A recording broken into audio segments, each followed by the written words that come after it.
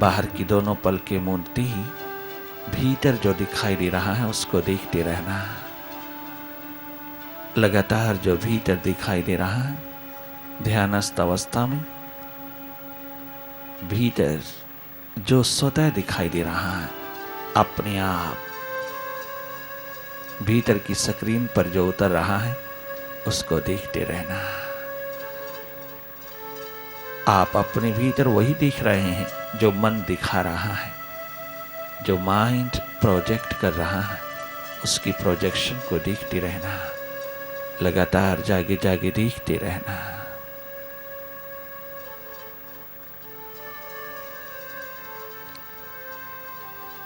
करना कुछ नहीं, कोई किसी प्रकार की कल्पना नहीं करना। मेडिटेशन में, अंतस ध्यान में, भीतर की सुरती के जागरण में आप बिल्कुल मौन हो जाना। आप जिंदगी भर बोलते रहे हैं, आपकी पुकार प्रभु के द्वार पर दस्तक नहीं दे पाई। अब तो मौन पूर्वक प्रभु की पुकार जो भीतर उतर रही है, 24 घंटे जो अनहदनाद के रूप में गूंज रही है, तो मौन पूर्वक उसके इंतजार में रहना, उसकी प्रतीक्षा में रहना। तुम सुनने योग्य हो जाना उसकी पुकार को, उसके संगीत को, उसके अनहद नाद को। अनाहत निरंतर बज रहा है, आहत संगीत बाहर बज रहा है, अनाहत भीतर बज रहा है।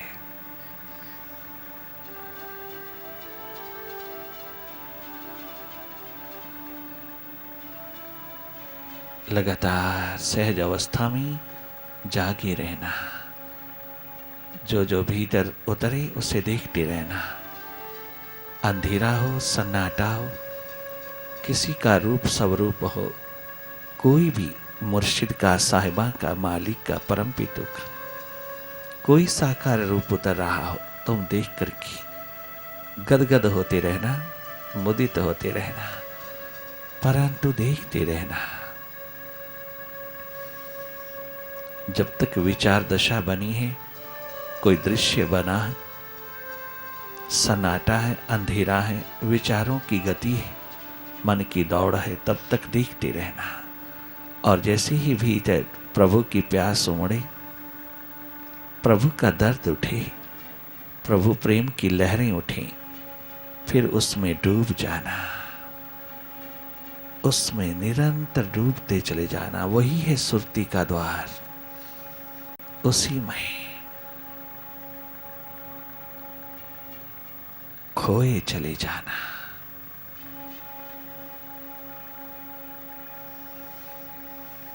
जब जब भीतर रुदन उतरता है, रुदन फूटता है अपने मालिक के लिए, मुर्शिद के लिए, समझ लेना भीतर की धुलाई, भीतर का स्नान, भीतर की सफाई शुरू हो गई है।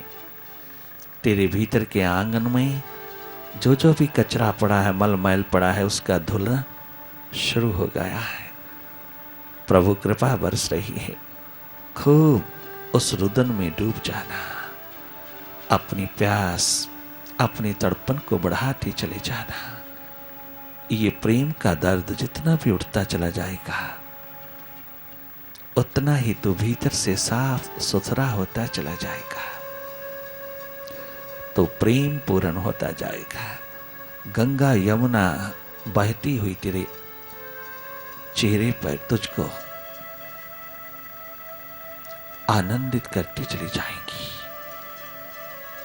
प्रभु के स्मरण में, प्रभु की याद में उतरे हुए आंसू एकमात्र शास्त्र है जीवन का। हर रोज उन्हीं आंसुओं से मुंह को धोना, अपने चेहरे को धोना। ध्यान में जो जो गहरे उतरोगे, तुम प्रेम पूर्ण होते जाओगे, स्वस्थ पूर्ण होते जाओगे, स्वास्थ्य के मालिक होते जाओगे, तुम प्रेम से भरपूर होते चले जाओगे। प्रभु प्रेम, प्रभु प्यास एकमात्र तेरा परम धन है, तेरी संपदा है। इन श्वासों के रहते रहते तू सुरती को जगा। यही तेरा धर्म है।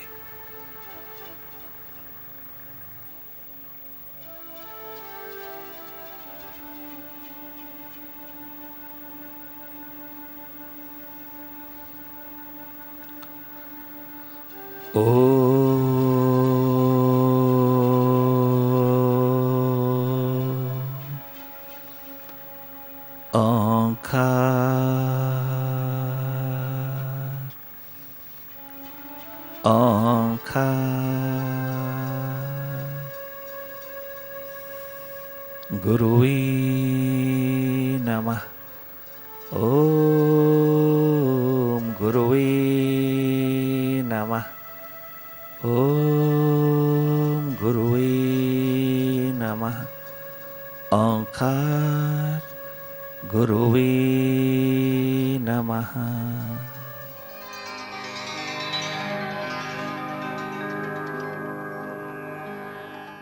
धन्य धन्य है वो जीवन जिसने अपने भीतर को इतना पॉजिटिव बनाया, इतना सहज स्वीकार करने की भावना को इतना ऊंचा उठाया, इतना निराला रसायन पैदा किया प्रेम का कि वहां जहर भी प्रभावी नहीं हो सकता। धन्य धन्य है वो जीवन। ये है इश्क, ये है आशिकी। कदम कदम के ऊपर कितने भी संकट आए, भक्ति में प्रेम में तनिक मात्र भी प्रवाह नहीं, चलते चले गए, बढ़ते चले गए। और कितना सुंदर गुरु अर्जन देव जी झूम के कहते हैं, और दुनिया वालों तुम कहते हो हम बावले हो गए, कमले हो गए, तुम कहते हो कि हम उसके लिए पगले हो गए। तुम जो भी कहो, तुम्हें अधिकार है कछु कहने का, किंतु हम झूठ के साथ समझौता नहीं करेंगे। बहुत सुंदर झूम करके गुरु अर्जन देव जी इस सजा को सुनने के तुरंत पश्चात जैसे लोगों ने समझाना शुरू किया, प्रार्थना करना शुरू किया कि समझौता कर लीजिएगा गुरु महाराज, हमारे लिए बचिएगा, हमारे लिए अपने प्राणों को बचाइएगा। नहीं नहीं, कदाचित नहीं। तो फिर थोड़ा थोड़ा मानने वाले लोग उनको ना जाने क्या क्या बातें करने लगे। उन सब की बातों को सुन करके कितना सुंदर झूम करके उस पांचवी पातशाही ने जवाब दिया। कमली में हो या सदगुर पीछे अनजान लोग बावली क्यों आंख दे। कमली में हो या वाहिगुरु पीछे अनजान लोग बावली क्यों आंख दे। मनु बावली क्यों आंख दे, बावली क्यों आंख दे, बावली क्यों आंख दे, बावली क्यों आंख दे। सूफी कलाम में गजब गाया। वाह रे वाह, दीवानगी का प्रभु प्रेम का निराला स्वरूप बनकर के दुनिया को दिशा देने वाले महान सदगुरु गुरु अर्जन देव जी महाराज। कमली में हो या सदगुरु पीछे अनजान लोग बावली क्यों आंख दे, बावली क्यों आंख दे, बावली क्यों आंख दे। कमली में हो या सदगुरु पीछे अनजान लोग बावली क्यों आंख दे, बावली क्यों आंख दे, बावली क्यों आंख दे, बावली क्यों आंख दे, बावली क्यों आंख दे, बावली क्यों आंख दे।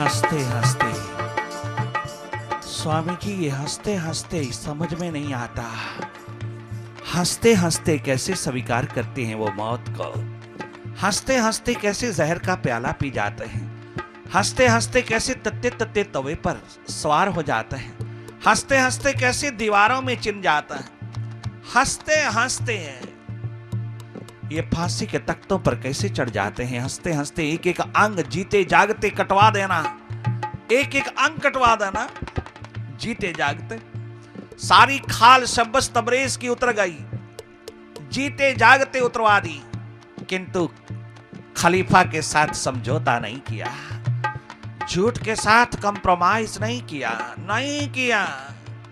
भारत भूमि में अवतारों गुरुओं की महान देन, तुम हर एक इंसान भगवत्ता का रूप हो सकता है। कितना साइंटिफिक, कितनी परम स्वतंत्रता का द्वार है धर्म का द्वार, कितनी आजादी, कितनी स्वतंत्रता हर इंसान को है प्रभु के द्वार पर।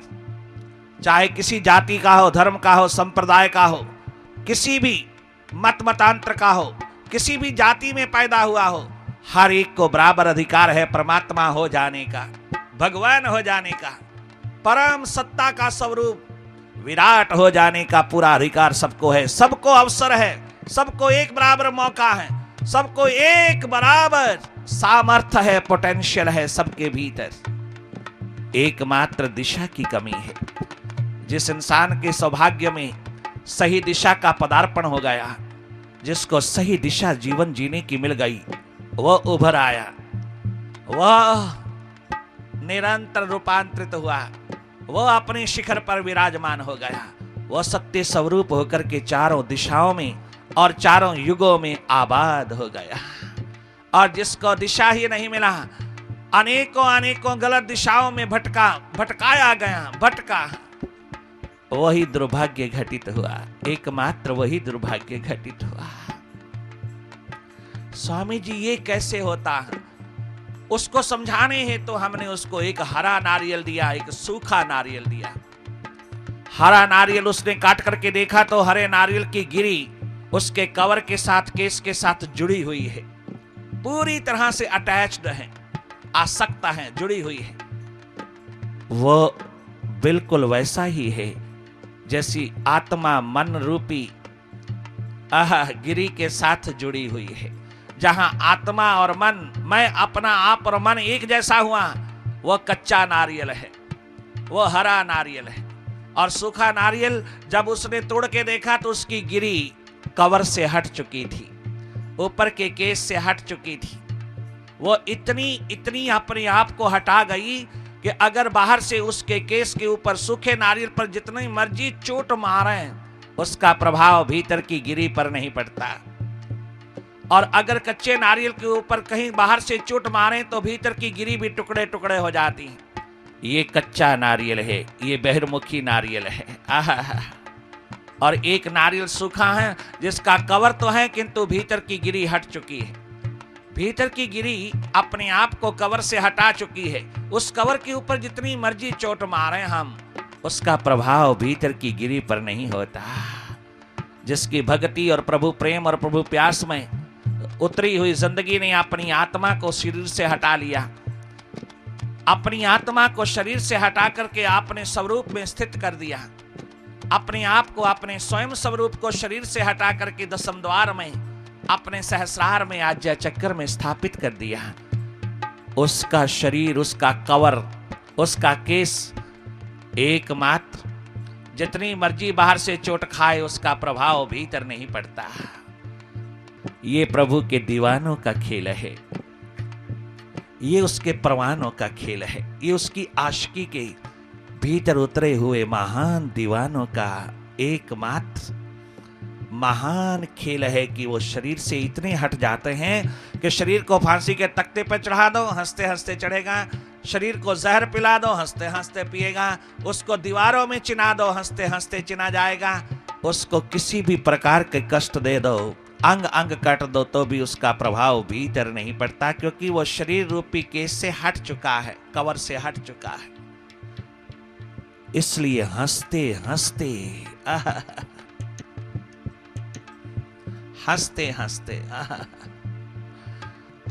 भक्त पूरनमल राजकुमार हैं। सब तरह के कष्ट दिए हैं राजा ने, सहन करता गया। जब नहीं माना, अपने पिता राजा की बात नहीं माना, तो अंतिम लोगों के कहने पर, मंत्रियों के कहने पर, मिनिस्टर्स के कहने पर, कैबिनेट के कहने पर राजा ने क्या किया कि इसको कुएं के अंदर उल्टा लटका दिया जाए और इसके ऊपर कौए छोड़ दिए जाएं, चिल्लें छोड़ दी जाएं। अपने आप मानेगा, समझौता करेगा। अपने आप प्रभु भक्ति छोड़ करके तेरी ओर बढ़ेगा। मान लिया पिता ने, राजा ने, और वही उसके ऊपर बहुत अत्याचार किया। वाह रे भक्त पूरनमल, तूने कमाल किया, तूने क्या गजब की दिशा दिया। तेरी भक्ति में कितनी शक्ति है, तेरे प्रेम में कितना प्रकाश है। तनिक मात्र घबराया नहीं। जैसे ही चीलें कौए उसकी आंख की ओर बढ़ी, उसकी आंख में चोंच मारने लगी, तो वो जरूर बोला। जब तक उसका मांस नोच नोच के खा रहे थे तब तक वो दीवाना अपनी नजरों में जुड़ा हुआ अपने प्रीतम के साथ कलोल कर रहा है। उसको कोई प्रवाह नहीं, कोई दुख नहीं, कोई कष्ट नहीं। तेरा भाना मीठा लागे। परंतु जैसे ही आंख की तरफ बढ़े कौए और चीलें, तो वो कह उठा, कागा सब तन खायो, चुन चुन खायो मांस, परंतु दो नैना मत छेड़ियो। मोहे पिया मिलन की आस, मोहे पिया देखन की आस, मोहे पिया देखन की आस। ये है प्रभु प्रेम, ये है प्रभु की प्यास, ये दर्द। शब्बस तबरेज को खलीफा ने कहा कि मेरे साथ समझौता कर ले, नहीं तो जीते जागते ओ मुल्तान के दीवाने भक्त, ओ सूफी फकीर, कैद खाने में डाल करके तुझे खत्म करूंगा, या तेरा सारा का सारा पशुओं की तरह, मरे हुए पशु की तरह जैसे खाल उतारते हैं जल्लाद, ऐसे जीते जागते तेरी खाल उतरवा दूंगा। मेरे साथ समझौता कर ले। नहीं किया, नहीं किया, नहीं किया। आखिर खाल उतरती है तो आंख के साथ आकाश जोड़ करके कितना सुंदर कहता है। समझ सके ना लोग सियाने, समझ सके ना बड़ी बड़ी बुद्धि वाले, इश्क का रुतबा इश्क ही जाने, इश्क का रुतबा इश्क ही जाने। समझ सके ना लोग सियाने, समझ सके ना लोग सियाने, इश्क का रुतबा इश्क ही जाने, इश्क का रुतबा इश्क ही जाने।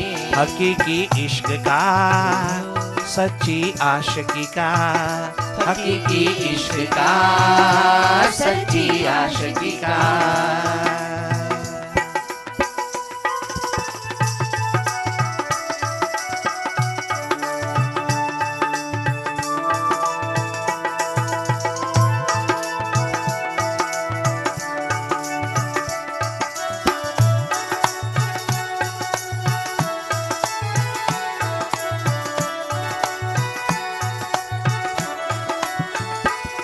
दुनिया भुला दी इश्क ने, दुनिया भुला दी इश्क ने, दुनिया भुला दी इश्क ने, अपनी मना ली इश्क ने, अपनी बना ली इश्क ने। परवाने जल गए शौक से जब आग लगा दी इश्क ने, दीवाने जल गए शौक से जब आग लगा दी इश्क ने। जोगी बना दे इश्क, जोगी बना दे इश्क, रोगी बना दे प्रेम का, रोगी बना दे इश्क, पागल बना दे इश्क, पर जीना सिखा दे इश्क, जीना सिखा दे इश्क, जिंदगी बना दे जीना सिखा दे, जीवन जगा दे, जीवन जगा दे, जीवन जगा दे, जीना सिखा दे, जीना सिखा दे, जीना सिखा दे, जीवन जगा दे, जीवन जगा दे। जिसको दिया दिल जहाँ भी उसी को दे के कहें परवाने, इश्क का रुतबा इश्क ही जाने, इश्क का रुतबा इश्क ही जाने।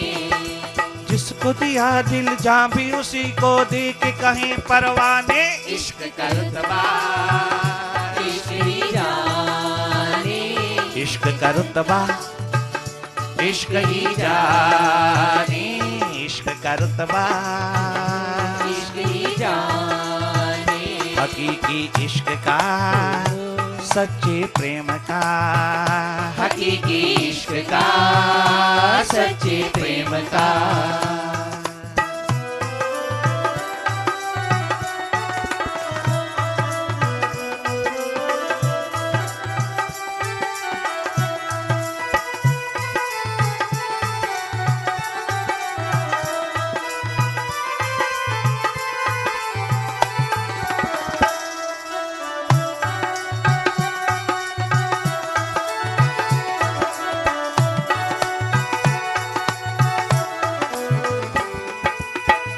इश्क का रुतबा, इश्क ही जाने।